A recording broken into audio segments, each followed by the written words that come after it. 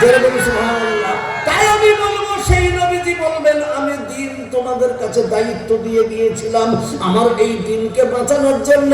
যারা খড়গহস্ত উঠে পড়বে, সবকিছুকে ত্যাগ করে দেবে, নিজের জীবনকে, যৌবনকে এবং মাল দৌলতকে এই দিনের জন্য যারা ব্যয় করবে, শ্রম দেবে, সহযোগিতা করবে, নবীজি বলছেন কিয়ামতের দিনে আমি তাদের জামিনদারে হলাম।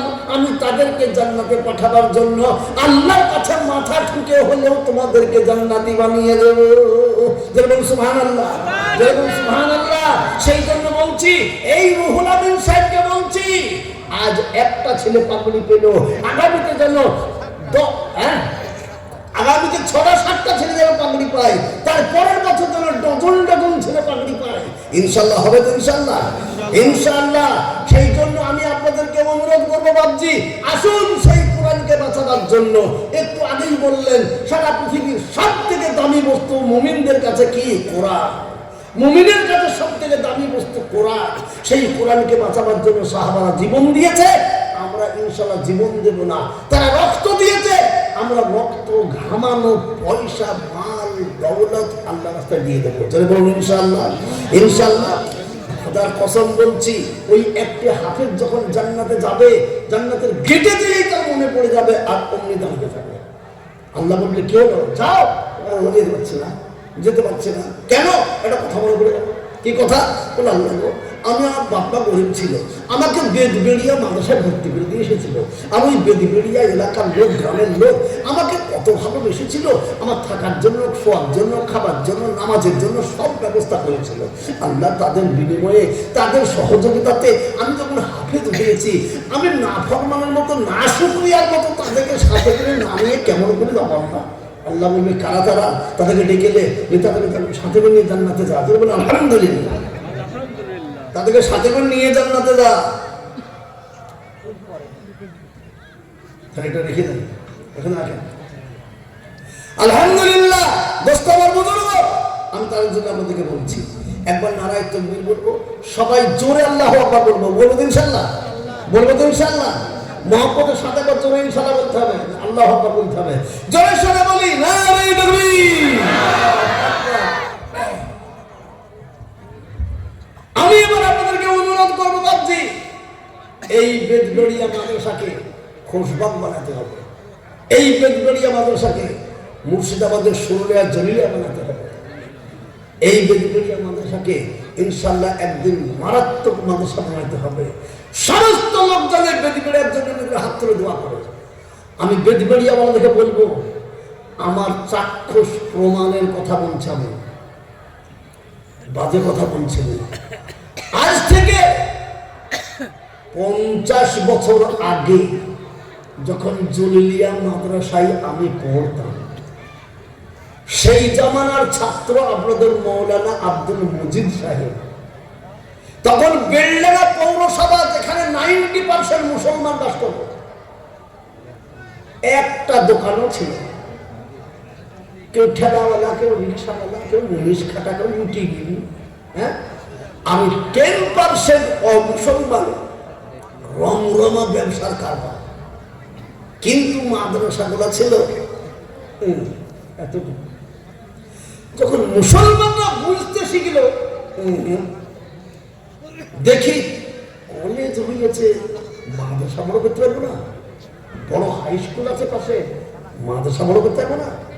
আস্তে আস্তে মাদ্রাসা 1 তলা থেকে 2 তলা, 2 তলা থেকে 3 তলা, ফের পাশে জায়গা, সাহেবদের জায়গা বিক্রি হবে বাগান। কত দাম? 25 লক্ষ টাকা। কবে? আজ থেকে 20 বছর আগে 25 লক্ষ টাকা। তাই নিল, সব এলাকার লোক টাকা দিয়ে কিনে দিল। সেখানে বিখ্যাত মসজিদ হয়েছে। আমি আপনাদেরকে বলছি, গোটা পশ্চিমবাংলা ঘোরাই আল্লাহ এই বান্দাকে। গোটা পশ্চিমবাংলার কোন মাদ্রাসাতে ওই রকম মসজিদ খুঁজে পাবেন না যা বেলডাঙ্গার জলিলিয়ার মসজিদ হয়েছে। আজকে চলুন সেই বেলডাঙ্গা, গোটা পৌরসভাতে মুসলমানদের ছাড়া কোনো ব্যবসায়ী আর নয়। কোটিপতি, অর্বুদপতি, কোটি কোটি টাকার ব্যবসা সব মুসলমানদের। তাই ঘরে বলছিলাম, 3টে মাদ্রাসা শুরু 3 দুগুণে 6 কোটি টাকা খরচ বছরে। কারা দেয় বা? মুসলমানরা। একবারে ইমানদার মুসলমানদের এমনি করে দিচ্ছে, আল্লাহ তাদেরকে ছপ্পর ফিরে দিচ্ছে। আল্লাহ তো বলেই দিত কোরআনে, আমি যাকে যখন দেব, ইন্নাল্লাহা ইয়ারযুকু মান ইয়াশাউ বিগাইরি হিসাব, আমি যখন যাকে দেব তো বেহিসাবি মাল দেব, সে বুঝতেই পারবে না যে কোথা থেকে আসছে মাল। আমরা ইনশাআল্লাহ আল্লাহকে খুশি করবো ইনশাআল্লাহ। আজকে লিখে নেন এই কথাটা, যদি আপনারা বেদবেড়িয়ার লোক, আশপাশের লোক সবাই যদি এই মাদ্রাসার দিকে সৎ নিয়তে আগ্রহ সহকারে জানমাল নিয়ে এগিয়ে আসেন, আজ থেকে 10 বছরও টাইম লাগবে না, এই বেদবেড়িয়ার রূপ চেহারাকে আল্লাহ পাল্টিয়ে দেবে ইনশাআল্লাহ। সেই জন্য অনুরোধ করছি, আমরা সকলে মিলে এগিয়ে আসবো, জোরে বলুন ইনশাআল্লাহ। যা কোনোদিন এ পর্যন্ত বেদবেড়িয়াতে অনেক কয়বার এসেছি আমি, কিন্তু একবারও আমি যা বলিনি, আজকে আনন্দে আমার সেই কথাটা বলতে মন চাচ্ছে। কেন? একটা ছেলের মাথাতে পাগড়ি।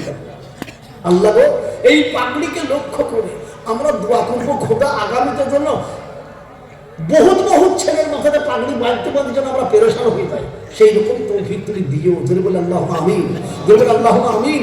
আর সেই জিনিসে শরীক হতে গেলে আমি আজকে একটা লোককে বলবো, জোরে বলুন আল্লাহ এক না দুই, জোরে বলুন রসুল এক না দুই, কোরআন এক না দুই। তা আমিও আপনাদেরকে চাচ্ছি আপনারাও সেই এক হয়ে যান। 1 নম্বর একতাবদ্ধ হয়ে, 2 নম্বর আজকে এই কোরআনকে বাঁচাবার জন্য যে আল্লাহ মাল দিয়েছে, যে আল্লাহ জান দিয়েছে, সেই আল্লাহকেই আমি খুশি করার জন্য 1 লক্ষ টাকা এই মাদ্রাসাকে দেবো আজকে ইনশাআল্লাহ। এমন একটা আল্লাহর বান্দা কেউ আছেন যে যিনি বলবেন আমি 1 লক্ষ টাকা দিয়ে কোরআন তৈরি করবো ইনশাআল্লাহ, কোরআনের খেদমত করবো ইনশাআল্লাহ, ওই কোরআন শরীফই যেন আল্লাহর কাছে আমার জন্য সুপারিশ করে, আল্লাহ আমি অবহেলিত ছিলাম, কিন্তু বেদবেড়িয়া বা আশপাশের লোকেরা আমাকে সম্মান জানিয়েছিল, আমাকে বাঁচিয়েছিল, তাই আমরা তাদেরকে, আল্লাহ আমাকে